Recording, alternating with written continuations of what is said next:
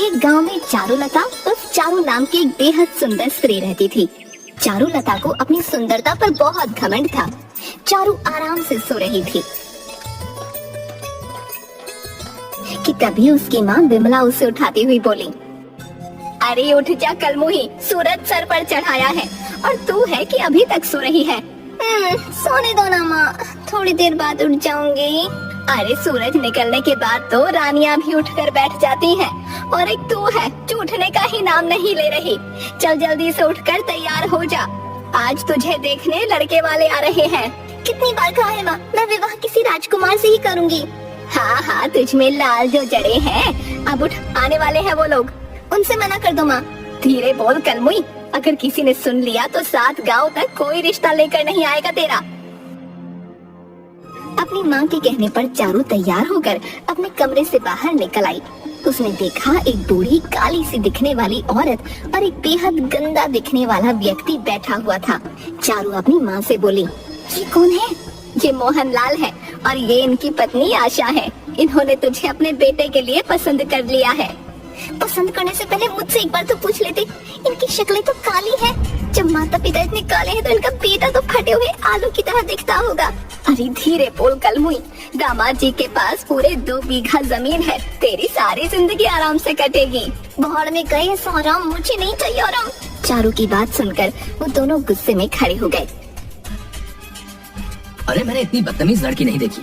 हमें यहाँ पर क्या बेइज्जत करने के लिए बुलाया है समधन जी? अरे काहे की समधन जी, ऐसे कैसे बन गई समधन जी तुम्हारी? अरे कैसे मिर्च निकल रही है इस लड़की की जीभ से, मेरे लड़के को फटा हुआ आलू बोल रही है ये। हमें यहाँ बेइज्जती करने के लिए बुलाया था क्या? चलिए यहाँ से। इतना कहकर मोहनलाल और आशा वहाँ से चले गए और विमला सर पकड़कर बैठ गई। तभी वहाँ पर चारू की दोस्त मोहिनी मटकी लेकर आ गई। चारू मोहिनी के साथ पानी भरने जंगल चली गई। मोहिनी जंगल में एक कुएं से पानी भरने लगी। तभी उन दोनों के कानों में किसी बुजुर्ग के कराहने की आवाज टकराई। लगता है कोई बुजुर्ग बेचारा जमीन पर गिर गया है। अरे तो गिरने दे, मुझे क्या, अब क्या ये राजकुमारी गिरे हुए बुड्ढों को उठाने की काम करेगी? ऐसे नहीं बोलते चारू, हो सकता है कोई बुजुर्ग गीली जमीन पर गिर गया हो। मेरे हाथ में रस्सी है, नहीं तो मैं खुद जाकर देख लेती। ठीक है, अगर तुम कहती हो तो देखना ही पड़ेगा। चारू ने देखा कि एक साधु एक पेड़ के नीचे बैठा हुआ उठने की कोशिश कर रहा था। चारू उसकी ओर पहुंचकर बोली, ये क्या बाबा, मुझे तो लगा था आप गिर गए होंगे, लेकिन आप तो पेड़ के नीचे आराम से बैठे हुए हैं। जुबान मत चला लड़की, मुझे हाथ पकड़ कर उठा। ना बाबा ना, आपके हाथ पकड़ने से तो मेरे हाथ गंदे हो जाएंगे और राजकुमारी अपना हाथ ऐसे वैसे को नहीं देती। राजकुमारी? अरे नादान लड़की, मेरी कमर में मोच आ गई है। अगर तुम मुझे उठाने में मदद करेगी तो तू वाकई राजकुमारी बन जाएगी। चारू ने साधु को पकड़कर उठा लिया। ये लो बाबा, मैंने तुम्हें पकड़कर उठा दिया, लेकिन मुझे तो अपने अंदर कोई भी परिवर्तन महसूस नहीं हुआ।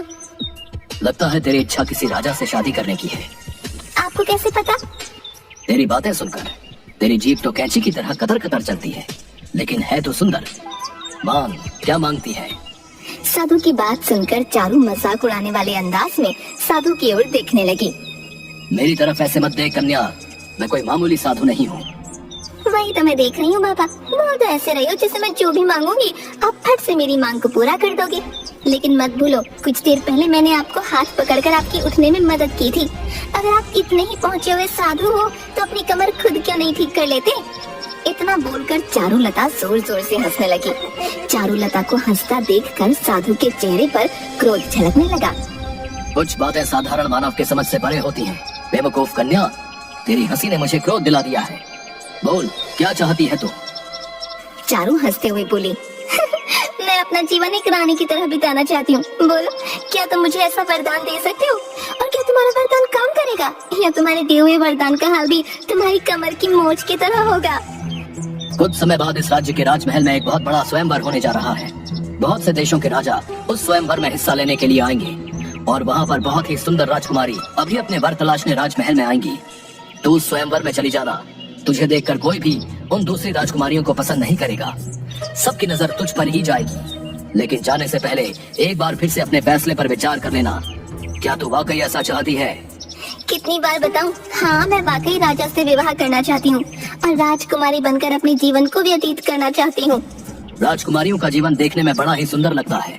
बेवकूफ कन्या, लेकिन उनके जीवन में कितनी कठिनाइयां होती हैं, शायद तुझे इसका अंदाजा नहीं है।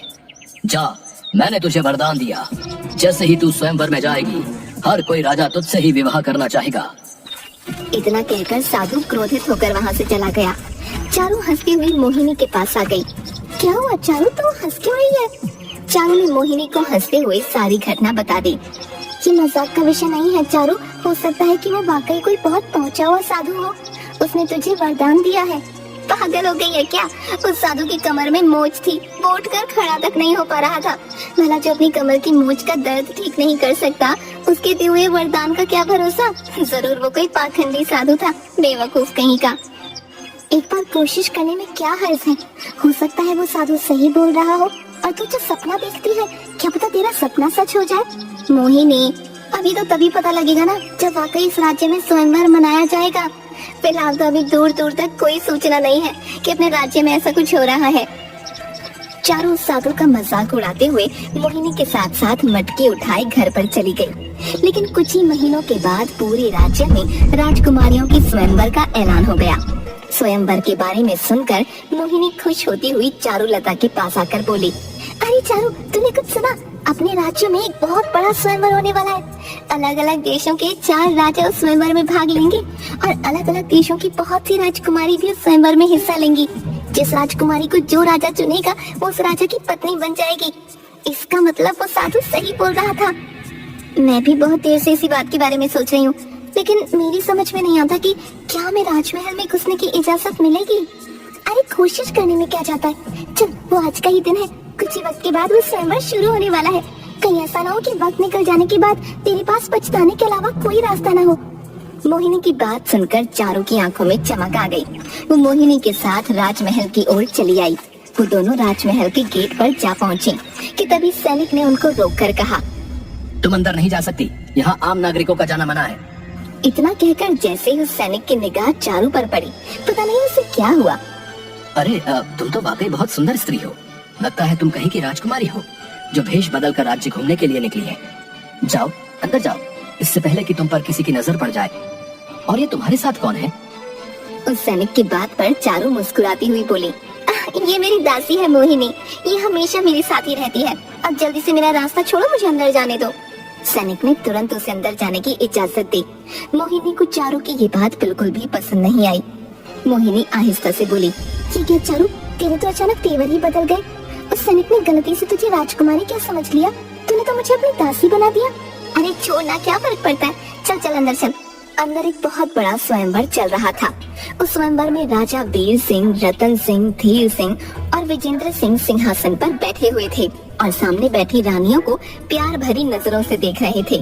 तभी वहाँ चारू और मोहिनी आ गईं। जैसे ही उन चारों राजाओं की नजर चारू पर पड़ी, वो चारों के चारों राजा चारू के रूप को देखकर मंत्रमुग्ध हो गए। मुझे मेरी राजकुमारी मिल गई। ऐ सुंदरी, कौन हो तुम? क्या नाम है तुम्हारा? मेरा नाम चारुलता है। खैर तुम कोई भी हो, मुझे उससे कोई फर्क नहीं पड़ता। तुम ही मेरी रानी बनोगी। तभी वहाँ पर बैठा हुआ दूसरा राजा रतन सिंह बोला, अपनी बात वापस ले लो वीर सिंह। मैं इस लड़की से विवाह करूंगा। मुझे इस लड़की की सुंदरता ने दीवाना बना दिया है। बेवकूफ राजाओं, तुम्हारे सामने इतनी रानियां बैठी हुई हैं, फिर भी तुम्हें ये आम सी लड़की मिली।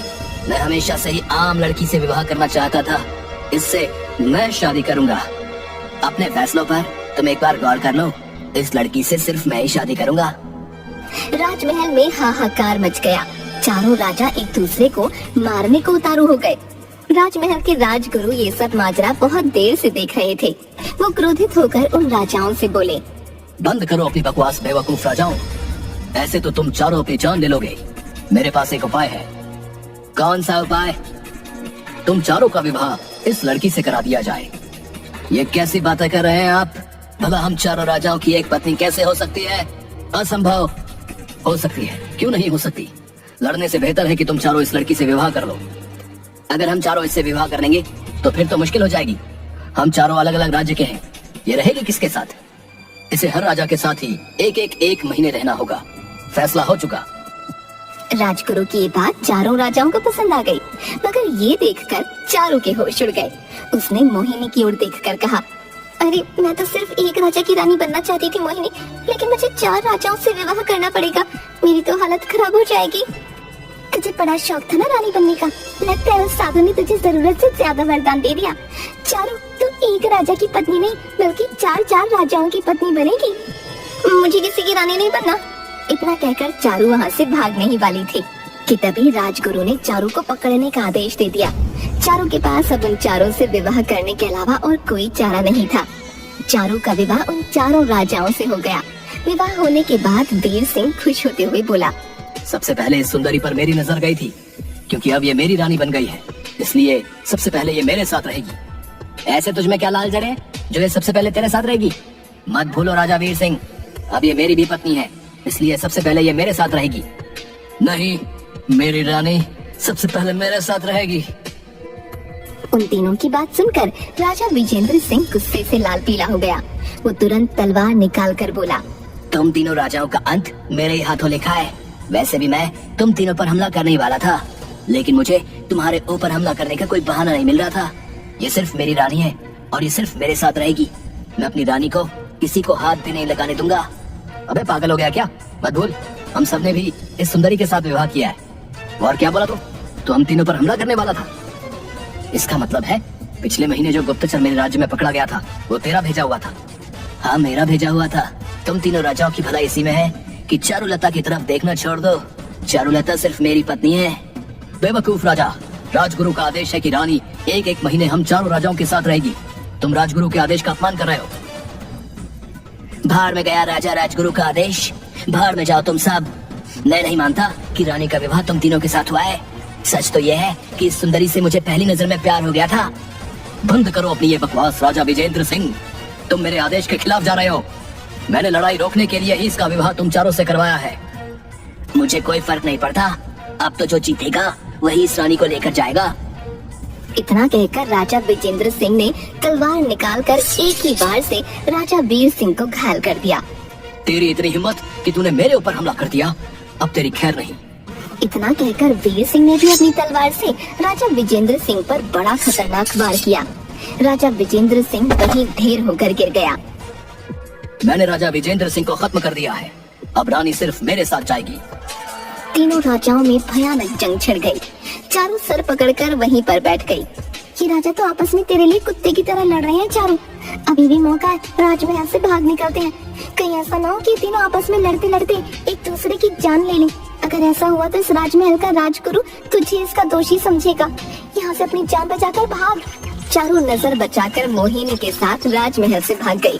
वो सीधे घबराती हुई जंगल की ओर भागी कि तभी चारू की नजर पेड़ के नीचे बैठे हुए उसी साधु पर पड़ी। चारू दौड़ती हुई उस साधु के पास पहुंचकर बोली, मुझे बचा लीजिए साधु महाराज। क्या हुआ कन्या, तुम इतनी घबराई क्यों हो? क्या तुम आज उस स्वयंवर में नहीं गई? चारू ने सारी घटना साधु को बता दी। तुम तो एक रानी की तरह अपना जीवन व्यतीत करना चाहती थी। एक नहीं बल्कि 4 राजाओं ने तुम्हें पसंद कर लिया और तुमसे विवाह कर लिया। ये और बात है कि वो आपस में लड़ पड़े और एक को अपनी जान गंवानी पड़ी। राजमहल में अक्सर ऐसा ही होता है, राजा बनते हैं और लड़कर खत्म हो जाते हैं। लेकिन तुम्हें इससे क्या, तुम आराम से अपना जीवन एक राजा के पास रहकर गुजार सकती हो। मुझे क्षमा कर दीजिए बाबा, मेरे सर से रानी बनने का भूत उतर चुका है। मैं 4 राजाओं की रानी नहीं बन सकती। 4 नहीं 3, एक तो मारा जा चुका है। जो भी हो, मैं अब रानी नहीं बनना चाहती। साधु को चारू को देखकर तरस आ गया। उसने देखा चारू की आंखों से पश्चाताप के आंसू बह रहे थे। साधु ने मुस्कुराकर जवाब दिया, जाओ अपने घर पर जाओ। उस राजमहल में कौन सी सुंदर कन्या आई थी ये हमेशा एक रहस्य ही रहेगा। राजमहल के लोग कभी नहीं जान पाएंगे। इतना कहकर वो साधु वहाँ से चला गया और चारू चुपचाप अपने घर आ गई। उस दिन के बाद से चारू के दिल से रानी बनने का भूत उतर गया था।